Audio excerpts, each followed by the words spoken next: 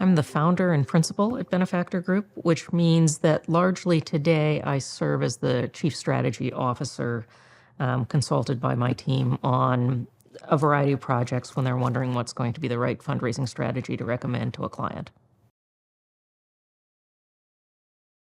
You know, I started my career in television production, working for Warner, what was then called Time Warner, now Warner MX, in a local cable television studio, but one that became their really test studio for a variety of eventual products like MTV and the Movie Channel and ESPN. So it was the test market, as Columbus, Ohio is and was. From there, I was offered a position as senior writer producer of Wendy's for Wendy's International, and lasted there about a year before fast food went into a decline. And I think that it was the first round of layoffs Dave Thomas ever did. And so we were treated very generously. And at the end of a 3-month period, I had 2 job offers. One was to go to work for what was then called Bank One, now Chase, to create their corporate video department. Maybe I would have made more money doing that. Or to go for this company that was going to send me around the country talking to university presidents and museum directors and philanthropists and tell their stories and write something called a case for support and produce some fundraising videos, although that might just be a fad.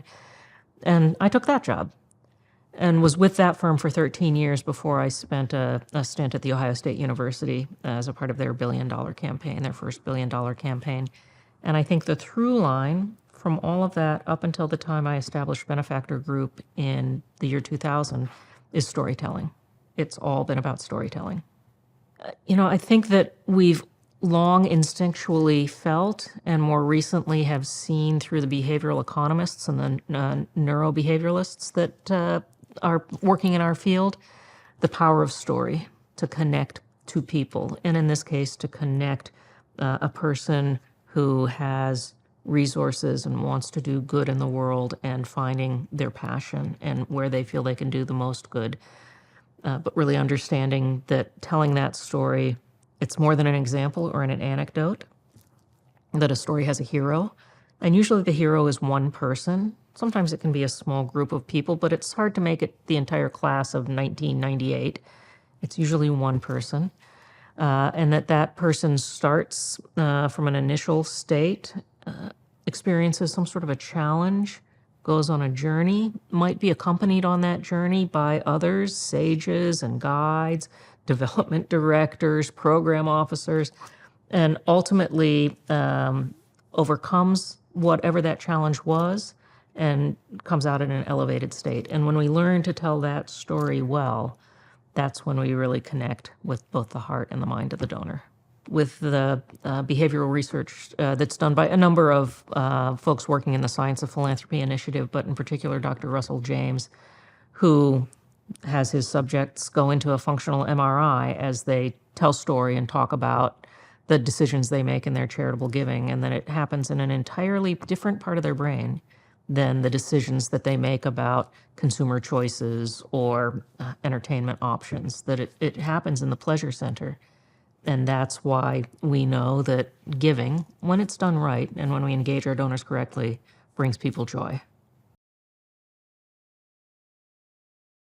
I would say that for me, it's more about providing a platform for the donor to tell their story. So for example, early in my career, we were working on a capital campaign for a historical society in Pennsylvania. And at that time, the goal was $8 million, which was a lot of money back in that time and in that community. And there was a woman in that community who was viewed by many to be one of the wealthiest residents of the county, and also had written an amateur history of the county, clearly had an affinity for this organization. But when we interviewed her for a feasibility study, she responded that she thought she would give a $50,000 gift to the campaign. And we knew that if Helen gave $50,000, we were not going to have an $8 million campaign. And so we took a step back with the client. We produced a fundraising video. I spent 3 hours interviewing Helen. I told her that her comments were not just for the video that we were producing, but that they would also become a part of the archives of the Historical Society, which they did.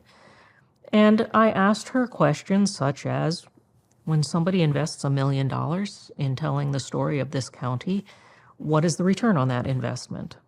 And I think by having that conversation, she really began to imagine herself in that position of being the $1 million donor and telling the story from the perspective of a $1 million donor. And we put together the video. It was a good video. And I think when people in the community saw it and then saw Helen on the street, Helen, we saw you in that video. You were so wonderful. Lots of positive reinforcement. And so ultimately, she did make $1 million pledge, $500,000 in a short-term pledge payment, and $500,000 in her estate plan, which poignantly was realized before the end of the campaign. But it always made me feel good to know that that video interview is a part of the Historical Society's archives, and she did have a chance to tell her story and really see the pathway to using her resources in a way that really aligned with her interests and her values. And I think we can tell stories that make the donor the hero. We can tell stories that make the ultimate beneficiary the hero. We need to be very careful about how we tell those stories so that it is neither seen to be nor is in any way exploiting whatever the challenges are that they might be facing in their life. I can remember talking with a group of women. We were doing a video for YWCA that was raising funds to create a new residential facility for women, largely women who were escaping violence in their homes, and having a conversation with a woman who was presented as a program officer. And yet when she told her story, it was a story of being in a relationship with a man who was a over-the-road trucker living out of their truck, so having no support system at all, having had anything from her identity papers to any money taken from her, literally had the clothes on her back on a day-to-day basis. And when she went into a truck stop, one of the servers was astute enough to realize that there was something really wrong here. And when the gentleman left the table for a few moments, the server gave the woman a quarter, because that was still back in the day of payphones, and pointed her to the phone where the domestic violence hotline number was. And by the time the gentleman came back, she was being picked up with nothing more than the clothes on her back, and found her way back to a stable life through that, and now was giving back to the community by serving as a program officer in the very program that allowed her to break free of that cycle of violence. But she was proud to tell that story. It wasn't seen, she didn't see it at all as being exploited. But we need to be careful and make sure that we allow people to tell their story in the way that makes them comfortable and helps them continue on their journey, whatever that healing journey might be. You know, when a development officer is trying to connect with a donor, I think the most important thing they can do is listen. It's not a sales process. A different part of the brain makes the decision about whether or not to give than the part of the brain that makes the decision about whether or not to buy. So I think we really want to make sure that we're listening, and listening actively, with our body posture, with our facial expressions, with the way that we manage the cadence of the conversation, asking questions, and questions that are in a true spirit of inquiry, and then asking follow-ups, and sometimes changing it up, throwing in a one-word why or how, so that we don't get into some sort of a rhythm that feels rote in some ways, but really drawing that story out, and then if we are a true professional, making sure that we document that conversation fully, so that if we're not the next development officer to have a conversation with that donor, they don't have to start over again, that others have now begun to learn their story. And I think everybody loves to tell their story. So it's also a way to really connect with them, and then to begin asking questions that allow them to see their story continuing through a significant philanthropic investment in our organization, and really beginning to imagine themselves in that role in their brain. A true culture of philanthropy connects with donors in authentic ways and understands that if their philanthropic aspirations could be better met through supporting another organization, we facilitate that. It might not make us happy in the moment when we're trying to meet aggressive annual goals, but the other thing that we know is that when an individual supports multiple causes or makes a multidisciplinary gift, they give more. I think sometimes we think of charitable giving as a zero-sum game, that the pie is a finite shape and size, and if somebody else gets a slice of the pie, then that means my slice will be smaller. But what we learned during the pandemic and the social unrest of 2020 and the charitable giving that followed in 2021 is that charitable giving is elastic. There is room for growth in the charitable giving economy. We proved it in those years when there were great outpourings of generosity. And so if we can get back to that footing where we're really connecting with donors on a very authentic level, we may end up inspiring them to be more generous to another cause, but I think we ultimately will realize the benefits of that through their future giving or their willingness to refer a friend or a colleague to our organization. I've had the privilege of being in the room or in the front row for a number of transformational gifts. And in my opinion, transformational does not necessarily equate to magnitude. There are a lot of other factors that can make a gift transformational. I remember a library campaign in which we were well through the quiet phase and really starting to roll out some of the donor recognition opportunities. And there was a member of the board who had made a $50,000 gift, which to all concerned felt like a generous gift given what everybody assumed that donor's means might be. And when the donor recognition opportunities were released, there was a children's library as a part of this expansion. And the suggested gift for a naming opportunity there was, I believe, $100,000. Well, unbeknownst to most of us, that family had experienced the loss of a child. And when they realized that they had an opportunity to rally friends and relatives and bring them to the cause as well, and collectively donate $100,000 and name that children's library for the lost child and perpetuate the memory of that person. I mean, telling that story to other donors moved them to tears and increased the magnitude of their gift. So it wasn't that it was even a tier 1 or tier 2 gift in that campaign, but it sure was transformational for that family, for that organization, and for all the other donors that supported it. So an endowment, technically there are different kinds of endowments. Legally, there are 3 kinds of endowment. Only a donor can restrict an endowment permanently. And if a donor does restrict it permanently, then an organization is legally bound to honor that restriction. So the donor gives, let's say in this case, $1 million. The organization is legally required to invest that for growth and use only a portion of that growth annually for their programs, and to never withdraw such that the fund is depleted below the value of the original gift, the $1 million. That's classic, pure, or what is legally called true endowment. There's another kind of endowment called quasi-endowment. Some people call it board-designated endowment. I don't like to do that because I've found that it sometimes gives board members the misperception that this is money to use at their whim, which it is not. But sometimes an organization has a windfall, a stellar year with their annual event. In the Midwest or the northern states, a year when there's light snowfall and we didn't have to spend all that money plowing. An insurance settlement, an unexpected bequest that's completely unrestricted.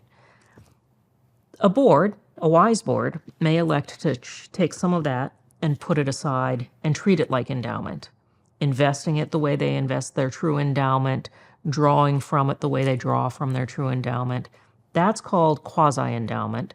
Behaves just like endowment, but they don't have the same legal restrictions. Now, because the board chose to designate it for endowment, the board can choose to draw from it beyond the original value. And I remember looking at a IRS 990 of an organization that had been depleting their quasi-endowment withdrawals of about 25% of the value per year for several years. And when I talked to them about it, they had a rational reason for doing it. But my concern was that any other donor who was going to be asked to give to that would be looking at their 990, and as we say in the Midwest, they would conclude that they are eating their seed corn. So if a board chooses to put money in the quasi-endowment, I think it's very important that they are prepared to treat it like endowment and not to take extraordinary draws on that funding. If there is a windfall, we worked with several organizations that received generous gifts from Mackenzie Scott, unexpected. A couple of them wanted to put it right into endowment, and then once we decide what we're going to do with it, we'll take it back out again. And we discouraged that. We said, no, put it in reserves. Endowments and reserves work in concert. Put it in reserves until you decide, and then if you want some of it in endowment, great. But don't put it in there prematurely and take it back out again. You're going to undermine the confidence of other donors who you might ask to support your endowment in the future. There's a third kind of endowment. It's less common than the other two. It's called a term endowment. And that's an endowment gift that is restricted as to time, meaning that the donor may say, I would like for this gift to go into your endowment, and you can withdraw it from the endowment either on a certain date, like when you get to your 200th anniversary and you want to have celebrations of that, or upon a certain occurrence. I know that there are organizations that work for reproductive rights and health, and many of them had endowed funds where the donors said, you may invade the principal if it's ever necessary to mount a challenge to Roe versus Wade. Some of those organizations are now deploying those funds in pursuit of reproductive rights, given the overturning of that law. If an organization wants a rainy day fund, an organization should have reserves. An endowment serves a different purpose. Even a term endowment serves a different purpose. And when somebody sets up a term endowment, the withdrawal of that endowment is predicated upon one of two things: a very specific event, like the overturning of Roe versus Wade, or a very specific date, like I worked with arts organizations that raised funds in anticipation of a milestone anniversary and then deployed those funds, put them in the term endowment, and took them out from the term endowment to commission new works in celebration of that milestone anniversary. So it's very planful, whereas I think of a rainy day fund as being, just insurance policy in the event of an emergency. There are some donors who love endowment, some donors who question the premise of an endowment, and then some donors who aren't very well educated on either stance. I think that when we look at endowment and we want to talk to a donor, there are a few things that we can do. The first and the most important is to make sure we put endowments to work. There are boards who think that they're being prudent by setting up an endowment and leaving it alone to grow. We're not going to touch our endowment. Now, a little bit of that might be all right, but I'm talking about years or even decades. We've left our little nest egg to grow, at which point you're essentially asking a donor to take funds out of their investment accounts and put them into your investment accounts, and that is just not very compelling. If, on the other hand, that endowment, even if it's a small endowment, let's say it's an endowment of $500,000, of which you might be drawing somewhere in the neighborhood of $20,000 to $25,000 per year. That doesn't seem like a lot of money. But I would say that rather than leaving it to simply grow untouched, take that draw, use it for something great. Use it to buy the supplies for second-grade art classrooms. Use it to underwrite the costs of internships so that, if we don't pay our interns, then we don't have a very equitable internship program. So we can pay our interns. use it for something that allows you to tell a story about the difference it made. Because by using those funds and investing them in your mission and then telling a story, you now have a way to connect with the next donor who's thinking about giving to endowment. Because a balance sheet story is not a very compelling story. We'll have a stronger balance sheet. Well, ballyhoo.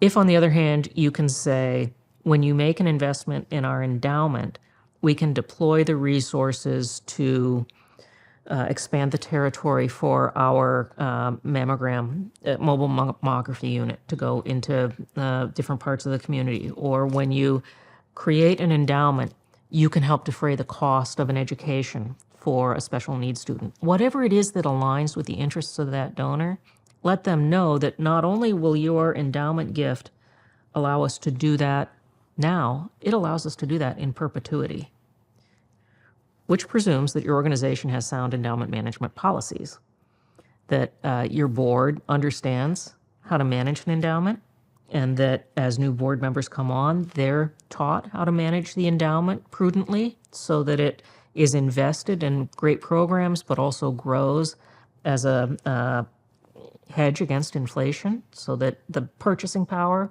of the endowment will grow over time, not just the principal.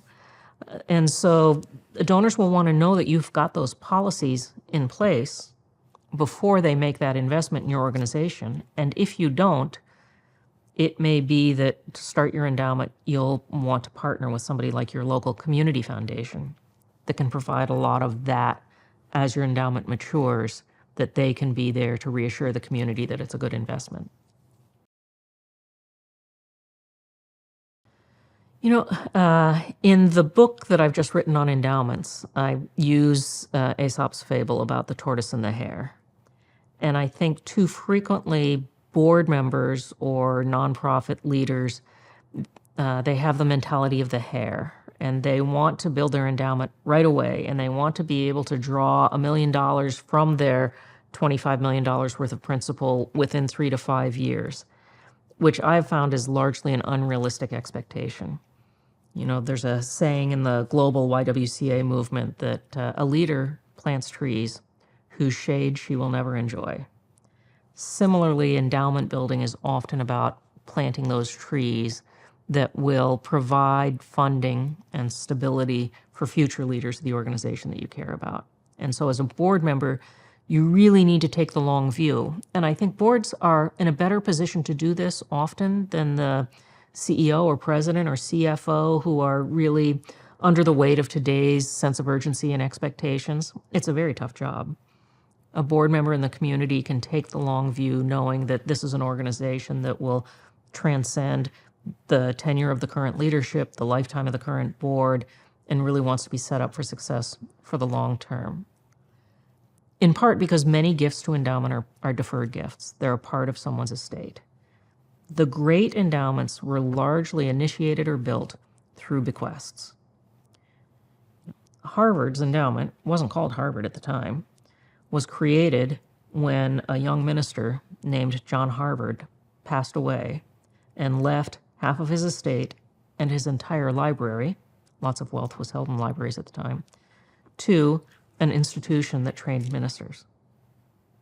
That's how endowments happen. And so you really need to take the long view and understand that the donor that I'm talking to today, and who is in all likelihood supporting our organization today with annual gifts, that's the donor that I want to talk to about possibly beginning to make a gift today that will endow a scholarship program or art acquisition or collections management, whatever it is that they're passionate about. But then also look about including a part of their assets, whether that's a home, real estate, IRA, and other retirement assets, using those to then really fund a much larger endowment than they ever imagined they could, but as a result of their estate planning. In my experience, donors think about their resources in multiple ways only when we remind them.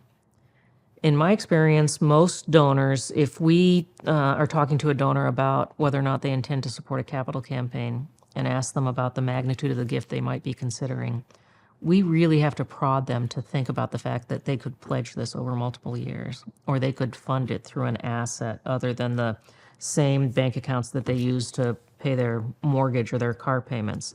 So I think it's our job as professionals to remind donors that they have resources to fuel their passions that they never even imagined, and that they have the capacity to do far more than they ever knew they could if they think more expansively about the resources at their disposal. It's also our job to do that in such a way that, that we don't trigger mortality aversion. People don't like thinking about their own demise, by and large. And so we have to somehow get beyond that mortality aversion and really tell the perpetual hero story, to show them how their support through resources other than their day-to-day accounts can really allow them to be a hero, not just today, but in perpetuity.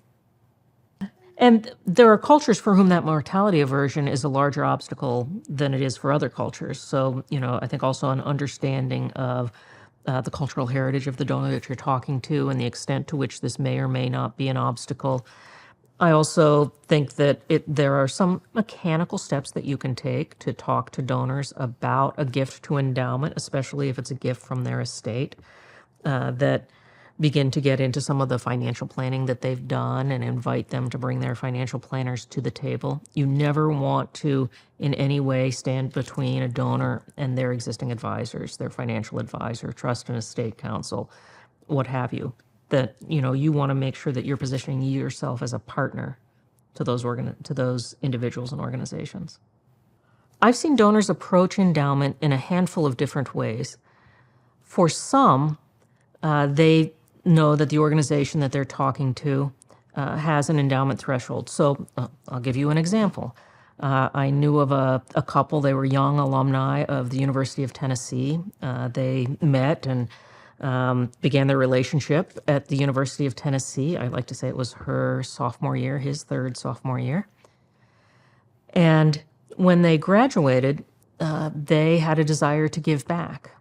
And they talked to a development officer at their alma mater as young alumni and understood that for $50,000, they could create a named endowment.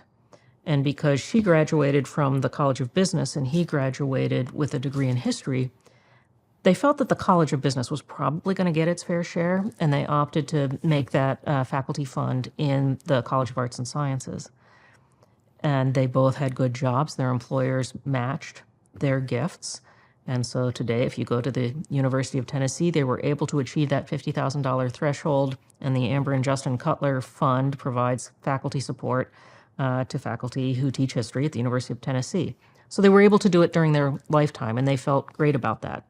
So we often see, for example, that colleges and universities attract living alumni to create scholarships. Some of that is that repayer mentality, that my path through college or university was either eased by the availability of financial aid or was tough. And I know how tough it was, and it's even tougher today. And I want to make it easier for a student today.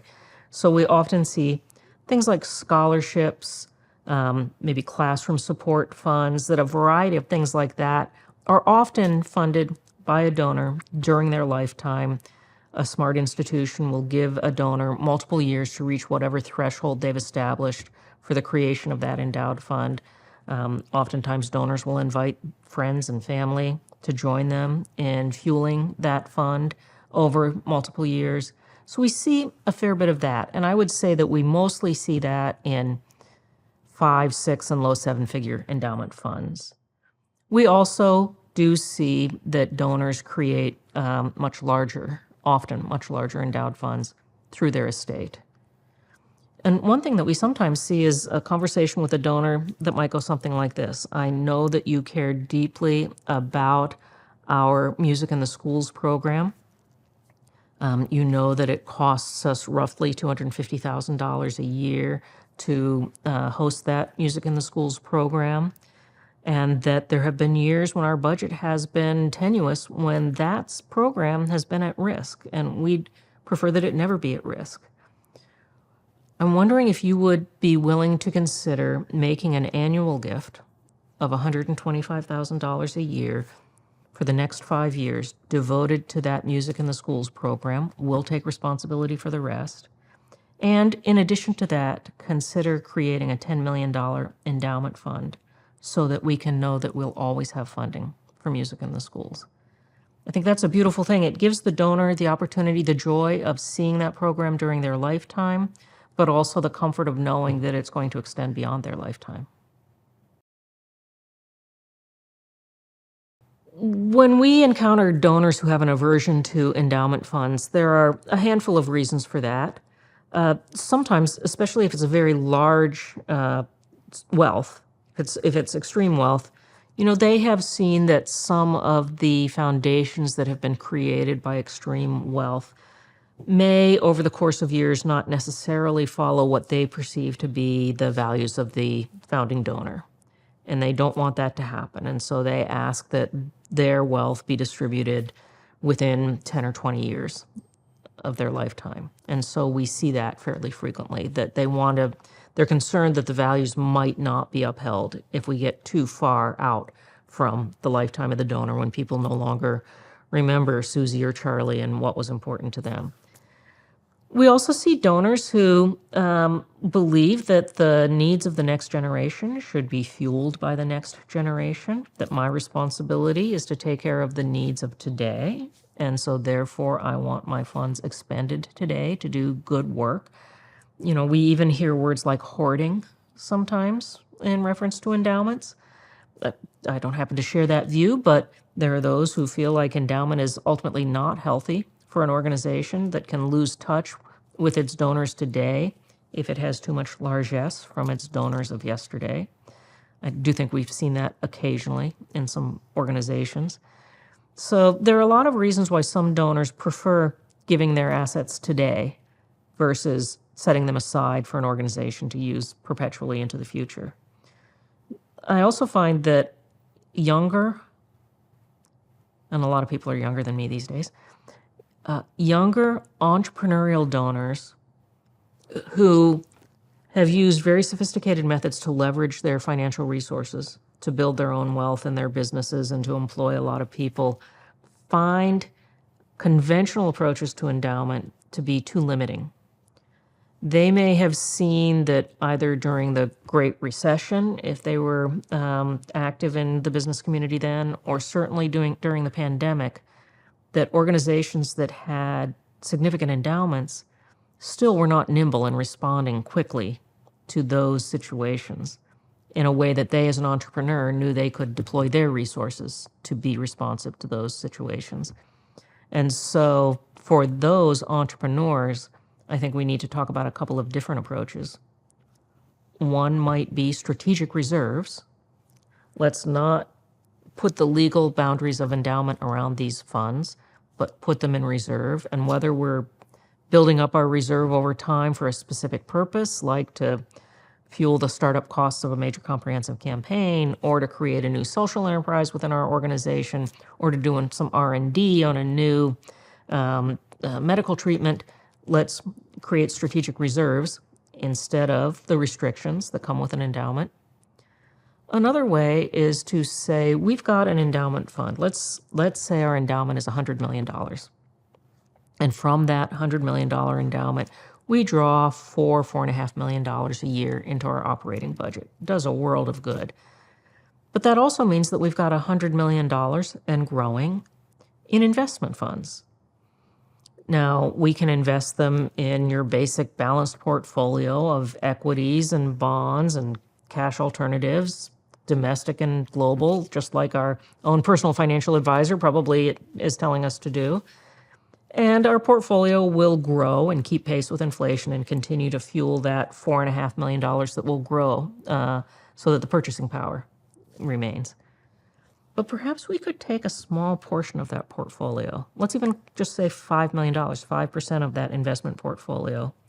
And instead of investing it in an index fund, perhaps we're going to invest it in some startup businesses where we expect a return on our investment. We're taking risk. We know we're taking risk. We expect a return on our investment. But maybe these are startup businesses that are doing great things that are aligned with our mission. Maybe they're doing an affordable housing platform. Perhaps they're doing R&D of new eco-friendly products. Whatever it might be, it's a business model. Those are businesses, for-profit businesses. We expect to get our investment back with growth at some point. But to a young entrepreneur, now they're seeing their money be put to work three ways. I'm giving to the endowment. It's being used to fuel and have impact and fuel the mission. It's growing for the future. And it's being invested in the kinds of enterprises that I believe in, that generated my own wealth. So I think that as we talk to a new generation of donors, especially entrepreneurial donors, that we're going to want to be able to talk to them about not just the tried and true methods of their grandparents' endowment, but really begin to look at things like impact investing. When a donor gives to an organization, and that organization endows the gift, now has an endowment that they are managing in perpetuity, they're also taking on the responsibility to manage that relationship for as long as it lasts, which may be for multiple generations, depending on the circumstances of the family and the magnitude of the gift. And so I think it's very important that development offices, advancement offices around the country that pursue these large endowment gifts, because they help them meet this year's goals, and they can tick a box off and say that we received these great gifts, understands that they are accepting what a friend of mine calls a gift that eats, that they are accepting perpetual responsibility for being a good steward of that relationship, which largely means people, that they have sufficient number of people in their development office who can reach out, let that donor know about this year's draw and how it's being deployed in accordance with their wishes, welcome them to the facility or campus or site visit whenever they'd like to come and see with their own eyes what's happening, providing reports back to them, certainly about the financial performance of the funds that have been invested, and also about the impact of the funds that have been drawn from that. And so I think it's very important that the allure of a big gift not overcome the need for a disciplined approach to managing that gift and ensuring that the magnitude of the gift is sufficient to fuel not just the donor's wishes for impact, but the organization's responsibility for stewardship. There are a lot of variables for an organization to take into consideration when they're thinking about how can we be a good steward of our endowed funds. First and foremost is prudent investment management. And is your endowment of a size that you have that expertise within your organization? Are you outsourcing it to a community foundation or investment advisors? Do you have acumen on the board that can help you make good decisions about that financial performance of your endowment?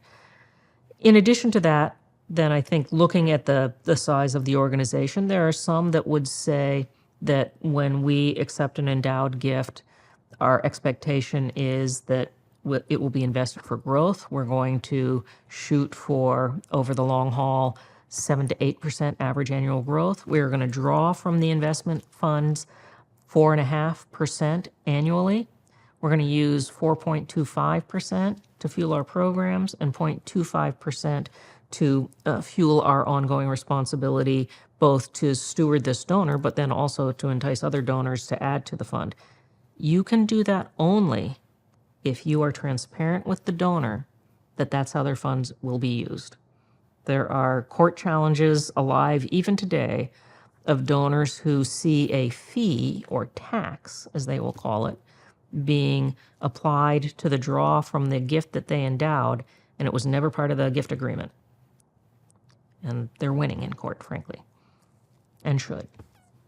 So but I think that's why most gifts to endowment are really require a sophisticated conversation with the donor that doesn't happen in one sitting, that lasts over several conversations, brings in any of the donor's advisors, may bring in advisors to the organization to really understand how a gift of the assets that they've built up over a lifetime, or maybe have been built up over generations of a family, will be properly managed and thoughtfully stewarded for the future. It's development offices today, many are under significant expectations to produce annual revenue and growth in the endowment that can be really challenging to achieve. And so there may be temptations to look a gift horse in the mouth, if you will. But that is exactly what they should do. If a donor is providing a gift to your endowment but has unrealistic expectations for what it can fund, there is a case of an endowment gift that I'm aware of, where the donor wanted it to fund, let's say it's 20 scholarships. The reality is that it was never going to have the heft necessary to fund 20 scholarships, and now the family is suing because it only funds 12 to 15 scholarships a year. The reality was, at the time that the endowment was set up, that the donor, an aggressive business person, was pushing too hard, and the organization wasn't in a position or didn't have the institutional courage at that time to be more realistic with the donor about what they could expect in exchange for that endowed gift. I've recently written a book about endowment building. It's called the Endowment Handbook. In it is an endowment readiness test that any organization can take to determine if they're ready to build endowment.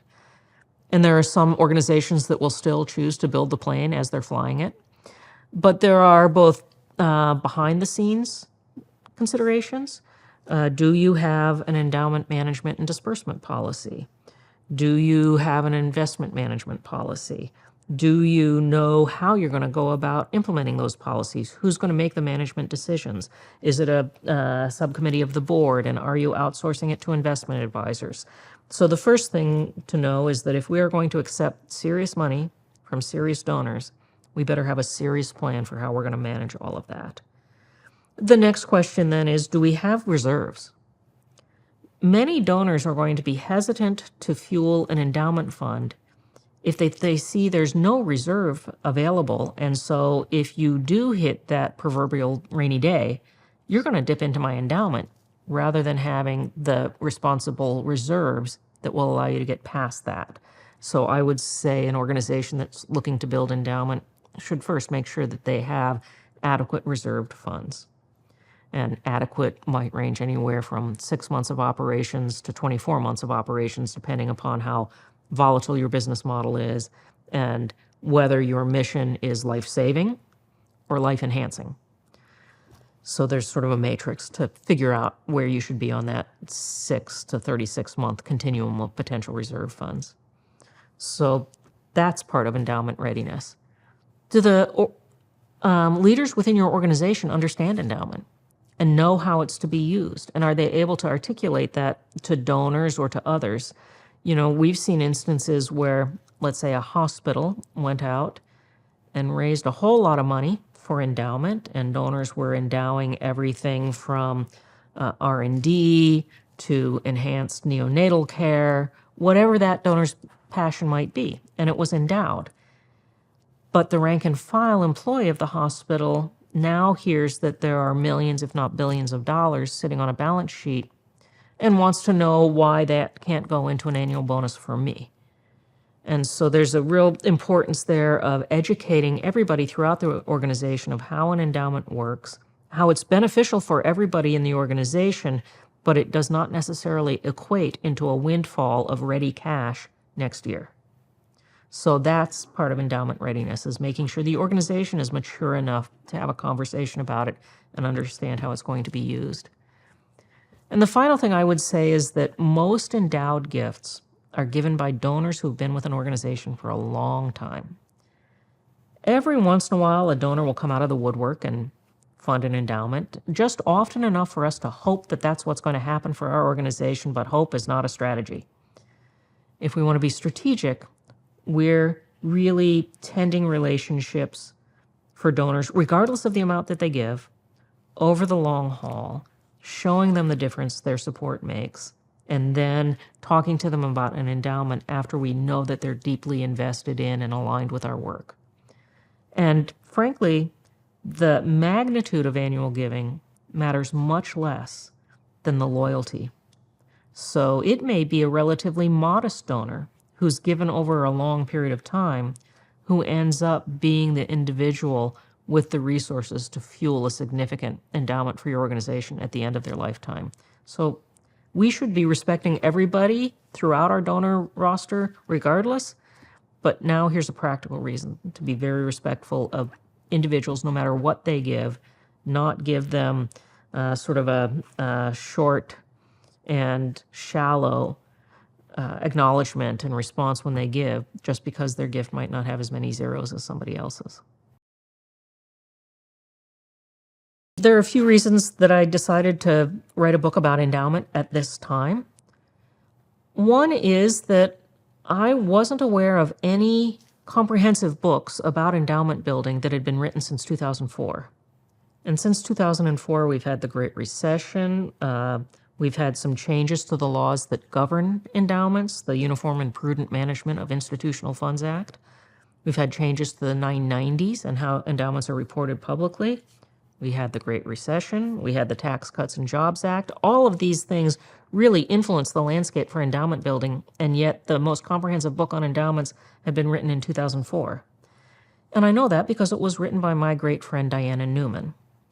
Diana was the vice president of the Columbus Foundation, a very solid and successful and impactful community foundation, before she came and ended her career as the vice president of Benefactor Group.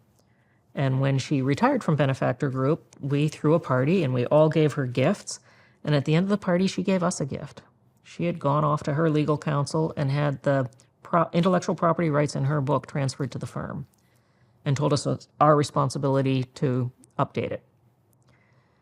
And so that was certainly meaningful, and I would say that there are portions of the book that build very much on the solid foundation of Diana's book, Endowment Building Basics, from 2004.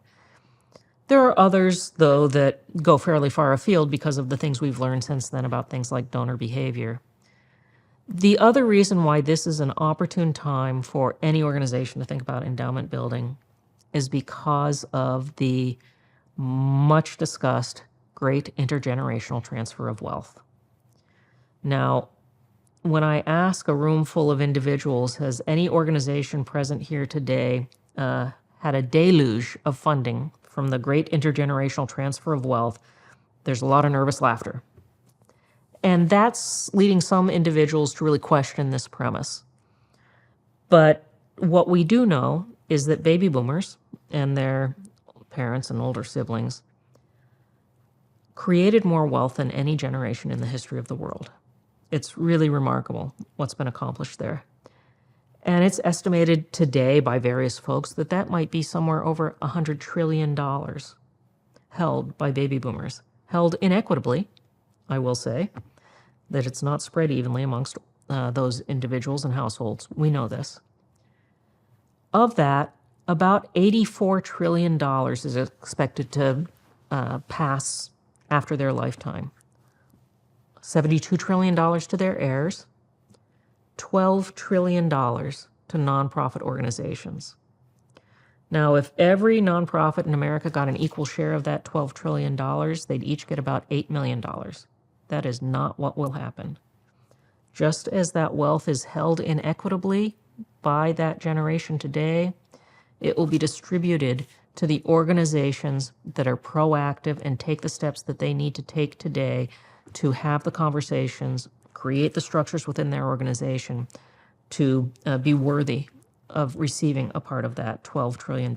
And oh, by the way, if $12 trillion were endowed, a 4.5% draw would exceed total charitable giving in America in 2020.